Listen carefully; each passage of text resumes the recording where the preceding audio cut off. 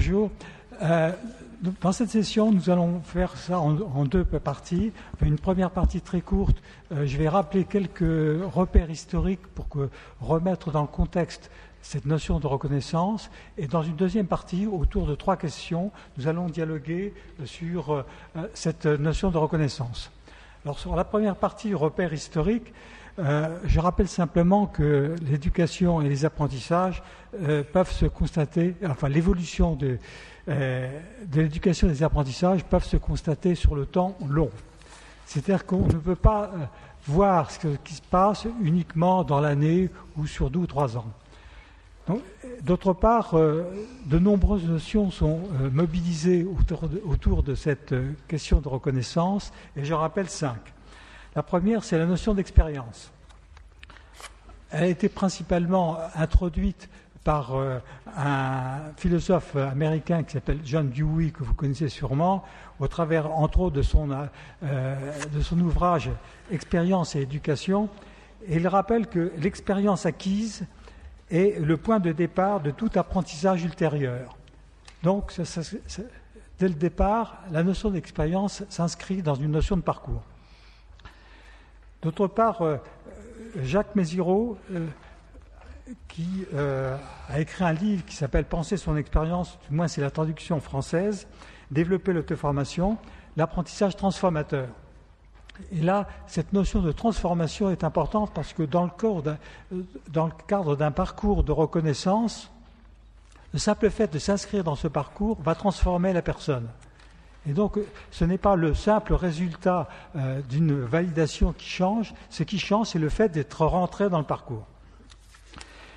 Ce qui est intéressant aussi de voir, c'est que ces 2 ouvrages, donc celui de Dewey est paru en 1938 aux États-Unis, n'a été traduit en France qu'en 1947. L'ouvrage de Mézirow, pareil, est paru en 1991 aux États-Unis et n'a été traduit en France que 2001. C'est-à-dire que vous voyez le décalage qu'il y a entre le monde anglo-saxon et le monde français. Et il me semble que, en termes de vision internationale, il faut toujours avoir ça en tête. Alors, la deuxième notion, c'est la notion de reconnaissance, qui est quand même clé dans nos journées. Elle a été étudiée par 2 personnes, 2 auteurs principaux. Le premier, c'est Axel Honneth, dans son livre « La lutte pour la reconnaissance ». Et le deuxième, bien sûr, c'est Paul Ricoeur, sur « Parcours de la reconnaissance ». La troisième notion, c'est la notion d'éducation des adultes.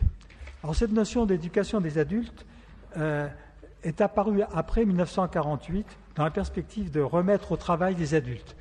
Et je précise, les adultes hommes. Assez curieusement, les femmes aux États-Unis qui s'étaient engagées dans la Deuxième Guerre mondiale sont revenues dans leur foyer. On ne leur a pas demandé de reprendre place dans le monde du travail.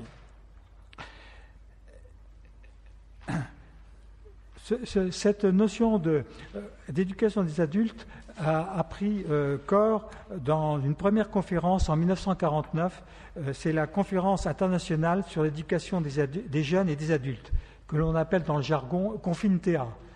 C'est important parce que depuis cette première conférence, il y en a eu 6.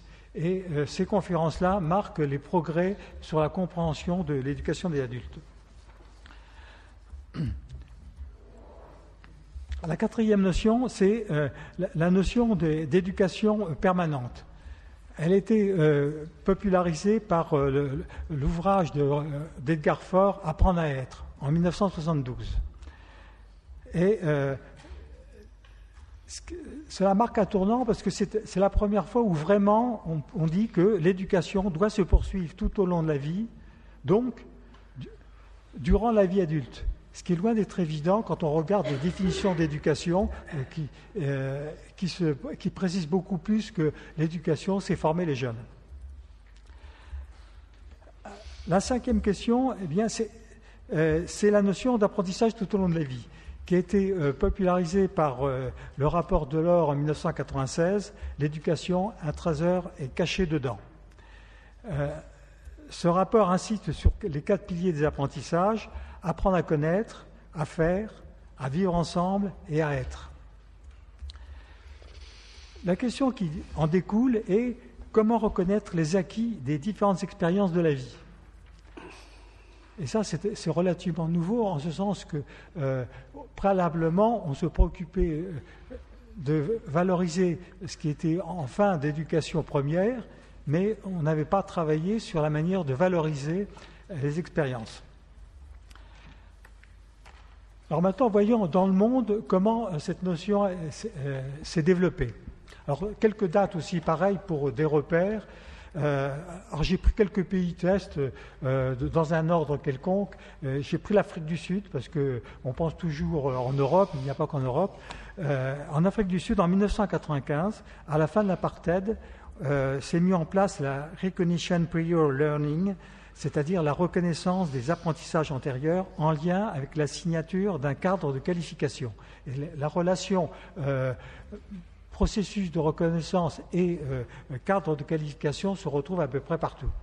Alors, de même, en Australie, en 1993, il y a la mise en place de la reconnaissance des apprentissages antérieurs en lien avec la signature d'un cadre national de qualification, là, comme en Afrique du Sud.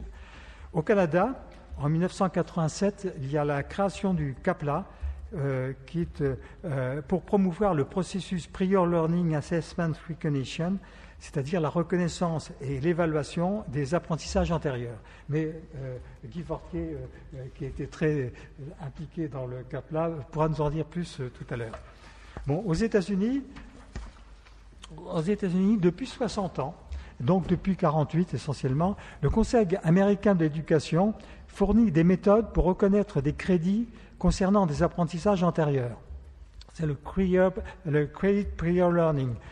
C'est un dispositif qui est essentiellement fait pour s'insérer dans la formation continue. C'est assez particulier parce qu'aux États-Unis, il n'y a pas d'éducation nationale, tout est décentralisé et ce sont les établissements qui gèrent. Mais il y a un cadre qui est défini par ce conseil qui permet des reprises d'études au travers de ces reconnaissances des crédits.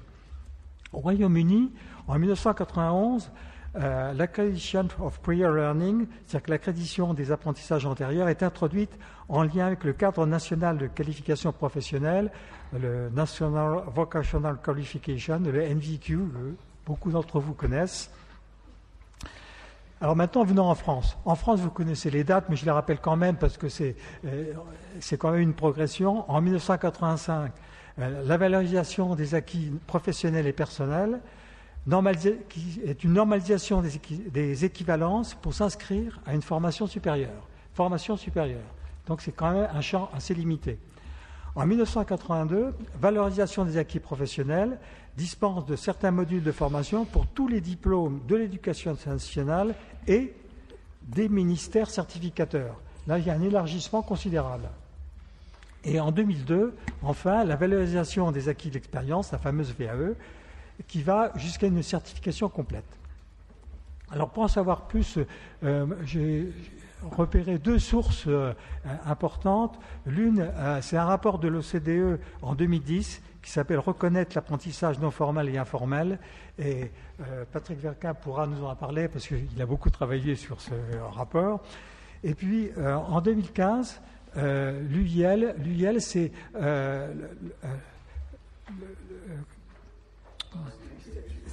c'est l'Institut de l'UNESCO de Hambourg, chargé des apprentissages tout au long de la vie, et l'UIL a créé un observatoire mondial de la reconnaissance, la validation et l'accréditation.